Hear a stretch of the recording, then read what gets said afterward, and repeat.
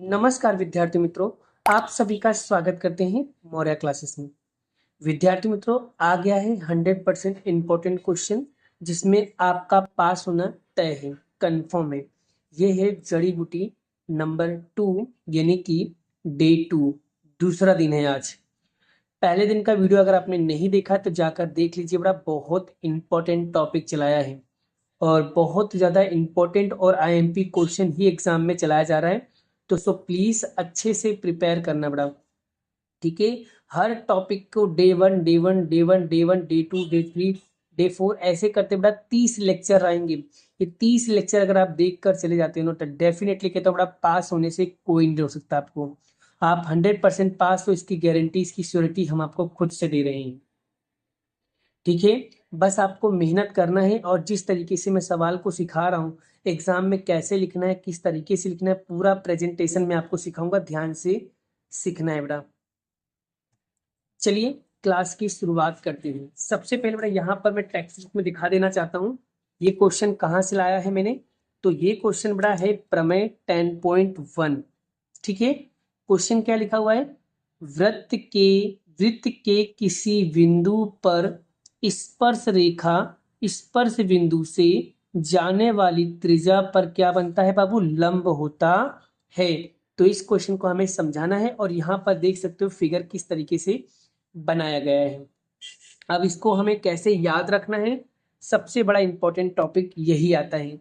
बच्चों को सबसे बड़ी प्रॉब्लम अगर कहीं पे आती है तो वो यही होती है कि सर याद कैसे रखें, क्योंकि सर हम समझ तो जाते हैं, समझ में आ भी जाता है, लेकिन सर दिक्कत ये है ना कि मैं भूल जाता हूँ। दिक्कत ये है ना सर, आज मैंने पढ़ा और आज मुझे याद है, लेकिन कल क्या पढ़ा था वो मैं भूल जाता हूँ, क्योंकि दिमाग इतना काम नहीं करता है। सर दिमाग से निकल जाता है, सर प्रमेय वगैरह तो याद रहता नहीं है। लेकिन अब आपको ये 3 नंबर लेना है और 3 नंबर कैसे याद करना है उसकी टेक्निक और ट्रिक सब बता रहा हूँ। कल भी मैंने आपको 10.2 चलाया था, उसके बाद थेल्स प्रमेय चलाया था जिसका नाम था 6.1। ये 3 प्रमेय पूरे चैप्टर्स के अंदर बहुत इंपॉर्टेंट है, जो एग्जाम के पेपर में कंफर्म देखने को मिलेगा।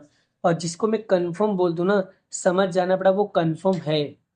और ये मेरे जड़ी बूटी की 30 वीडियो देख लोगे ना बड़ा, मैं आपको वादा करता हूँ अगर कोई बच्चा फेल हो गया ना तो मेरा मुझे आके बोलेगा। बट ये 30 लेक्चर आपको एकदम ईमानदारी से देखकर जाना होगा, एकदम ईमानदारी से देख के जाना, डेफिनेटली तुम पास मतलब पास, ठीक है। चलिए आज की क्लास हम लोग क्या करते हैं, शुरुआत करते हैं बड़ा। चलिए तो सबसे पहले बड़ा यहाँ पर लिखा है, वृत्त के किसी भी बिंदु पर स्पर्श बिंदु से जाने वाली त्रिज्या क्या होती है, लंब। अब बड़ा आकृति कैसे बनाना, क्वेश्चन मान लो ये दिया आपको, आकृति कैसे बनाना। सबसे पहले क्वेश्चन में क्या बोला है, वृत्त। तो मैंने एक वृत्त बनाई, उसमें एक सेंटर बिंदु बना दिया मैंने, सेंटर बिंदु ये रहा, उसका नाम दे दिया मैंने ओ। एक स्पर्श रेखा निकाल दिया, तो ये मैंने एक स्पर्श रेखा निकाल दिया एक्स वाई, जिसमें से स्पर्श बिंदु, तो भाई जहां पर टच हो रहा है मतलब टच यहाँ पर हो रहा है, उसका नाम मैंने दे दिया पी। और वहां से जाने वाली त्रिज्या, तो ये जो त्रिज्या है मतलब ये जो भाग है त्रिज्या, ये आपका एक तरीके का क्या हो रहा है बाबू, लंब हो रहा है। तो इसको हम बोलेंगे लंब। जैसे आप लोग ने बेटा कहीं पे देखा होगा लंब किसको बोलते हैं, इसको, ये उल्टा टी जो होता है ना, उल्टा टी को हम लोग बोलते हैं लंब। अगर ध्यान से देखो तो ये लीटी हो जाएगी और ये आपका हो जाएगा डंडी, यानी ये हो जाएगा आपका लंब। इस उल्टा टी को हम लोग बोलते हैं बाबू लंब बोलते हैं। आई होप कॉन्सेप्ट क्लियर हुआ। चलिए तो बस सबसे पहले बेटा किसी भी प्रमेय को प्रूव करने के लिए आपको 3 बातें याद रखना है। कितनी बातें, 3 बातें याद रखना है। दिया गया है, सिद्ध करना है और उपपत्ति। ये 3 चीज अगर आपका कॉन्सेप्ट क्लियर है ना, तो दुनिया का कोई भी सवाल कितना भी हार्ड क्यों ना होगा आपको आ ही जाएगा। चलिए सबसे पहले दिया गया में क्या लिखने का बाबू, दिया गया में जो क्वेश्चन में दिया होता है ना उसी में से देख के लिखना होता है, लेकिन बच्चों को वो भी नहीं आता है। तो कैसे लिखना है पहले समझ लीजिए। दिया गया में लिखना क्या है, तो देखो यहाँ पर जो लिखा मैं अभी वो आपको क्वेश्चन में दिखाऊंगा। बिंदु ओ एक वृत्त का केंद्र है तथा रेखा एक्स वाई बिंदु पी पर एक स्पर्श रेखा है। चलिए यही चीज मैं यहाँ पर समझा रहा हूँ। बिंदु ओ जो है वो वृत्त का केंद्र है, यानी ये केंद्र बिंदु है वृत्त का। फिर रेखा एक्स वाई एक्स वाई जो है एक रेखा है बाबू, एक रेखा है जिसमें बिंदु जो पी है बड़ा वो एक स्पर्श रेखा होगा, क्योंकि ये टच करके निकल रही है इसलिए इसको हम बोलेंगे स्पर्श रेखा। तो याद कैसे करोगे, बिंदु ओ जो है वो वृत्त का केंद्र है तथा रेखा एक्स वाई पर बिंदु पी जो है वो स्पर्शक रेखा है। देखो वही चीज यहाँ पर लिखा है, बिंदु ओ जो है वृत्त का केंद्र है तथा रेखा एक्स वाई बिंदु पर पी बिंदु पर एक स्पर्श रेखा है। बोलो ये याद हो जाएगा बड़ा।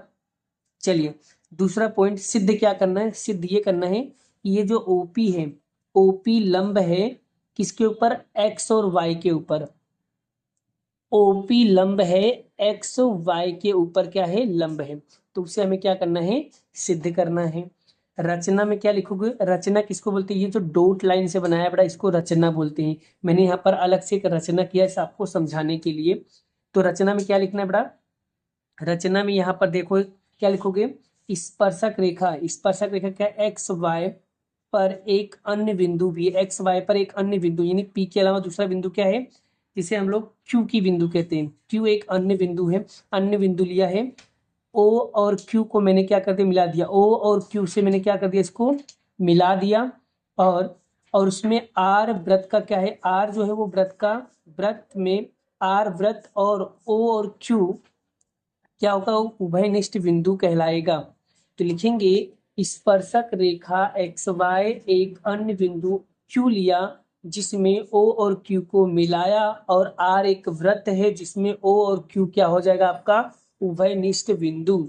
याद कैसे रखोगे बड़ा, रेखा एक्स वाई पर एक अन्य बिंदु लिया जिसका नाम था क्यू, फिर बाद में मैंने क्या किया, ओ और क्यू को मिला दिया, आर हो जाएगा एक वृत्त जिसमें ओ और क्यू हो जाएगा आपका उभयनिष्ठ बिंदु हो जाएगा। बोलो बेटा ये भी आप याद कर लोगे, हाँ सर बिल्कुल याद हो जाएगा, आपने जिस तरीके से समझाया उस तरीके से तो मुझे याद हो जाएगा।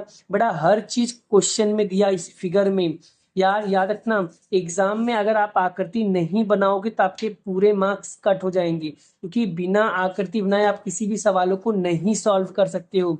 इसलिए फिगर बहुत इंपॉर्टेंट है, याद रखना इस फिगर को पेंसिल से बनाना बड़ा, और देख लो कितनी बेहतर तरीके से बनाया गया है। ऐसे ही आपको एग्जाम में भी बना के आना है, एकदम क्लियर दिखना चाहिए। अगर नहीं दिख रहा तो भले एक लाइन छोड़ दो चलेगा, बट एकदम क्लीन दिखना चाहिए, एकदम स्पष्ट दिखना चाहिए। हैंड राइटिंग एकदम स्वच्छ होनी चाहिए, ऐसे लिखो कि कम से कम सामने वाला व्यक्ति आपके क्वेश्चन को रीड कर सके। ऐसा लिखना है, ऐसा नहीं लिखना है कि भाई किसी को समझ में ना आए तुम लिख दिए हो। नहीं नहीं नहीं नहीं, जो चीजें लिखो एकदम क्लियर लिखो, सामने वाले को समझ में आना चाहिए। राइट। फिर उसके बाद आपको लिखना है उपपत्ति।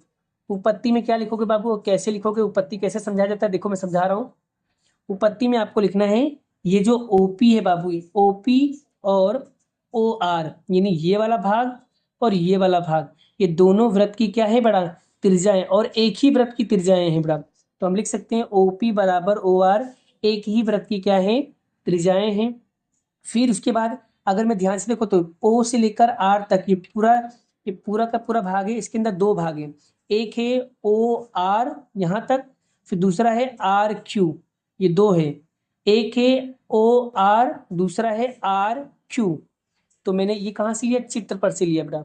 एक है ओ से लेकर आर तक, फिर दूसरा है आर से लेकर क्यू तक, है ना, वही लिखा मैंने। फिर इस तरीके से लिख सकते हैं, तो ओ क्यू बराबर O P plus R Q. ये हम कह सकते हैं कि ओ पी जो होगा वो आर से क्या होगा, बराबर होगा। वो आर से क्या होगा, बराबर होगा, क्योंकि ये वाला और ये वाला क्या होगा, आपस में बराबर होगा। वही मैंने यहाँ पर लिख दिया। ठीक है, इस तरीके से कह सकते हैं ओ क्यू बड़ा है ओपी से।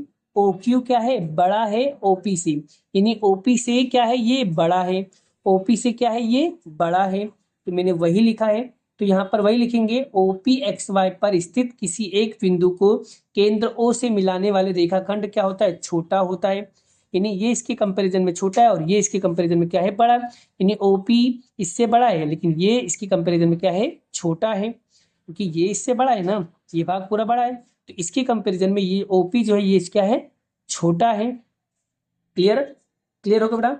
चलिए फिर लास्ट में हम लिख देंगे, लास्ट में लिख देंगे कि भाई, लास्ट में ये लिखेंगे कि ओपी लंब एक्स वाई है। फिर ये लिख दोगे तो लिख देने का सिद्ध हुआ, सिद्ध हुआ, बस क्वेश्चन कंप्लीट।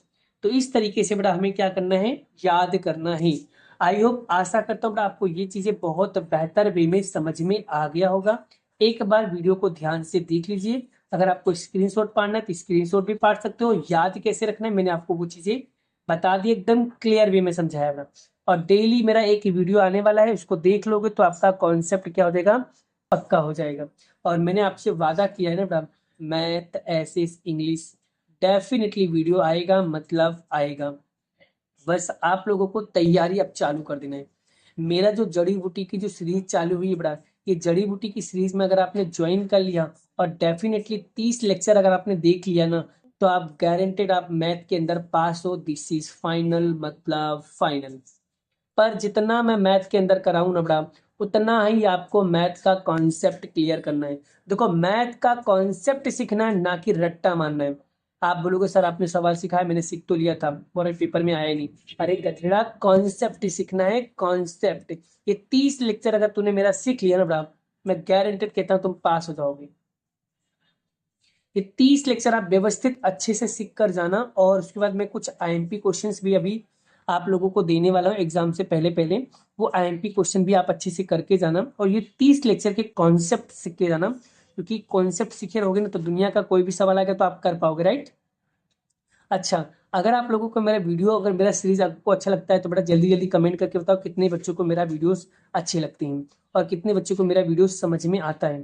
तो अगर समझ में आता है फटाफट कमेंट करके बताओ सर, हाँ सर मेरा आपका वीडियो समझ में आता है और मैं आपका वीडियो डेली देखता हूँ। तो मुझे भी एक खुशी मिलेगी, मुझे भी एक अलग से मोटिवेशन जागेगा, चलो ठीक है कोई ना कोई मेरा बच्चा वीडियो देखता ही है।